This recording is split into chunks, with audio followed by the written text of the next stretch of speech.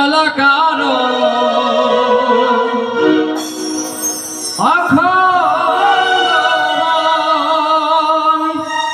নিরালাকার ব্যক্তং যেন চরাচর।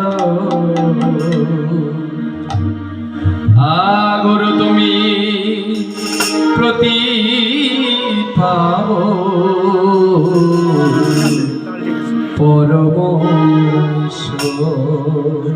গুরু আমাদের প্রদীপ পাবন, তিনি আমাদের সঠিক রাস্তা দেখালে।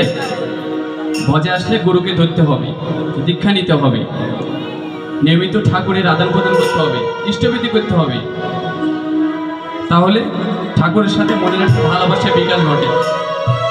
আপনাদের বাসাতে যদি একটা কুকুর থাকে, ও কুকুরকে খাবার দিলে কুকুরের সাথে যে একটা ভালোবাসার সৃষ্টি হবে, অন্য পাড়ার কুকুরের সাথে ওই ভালোবাসার সৃষ্টি হবে না।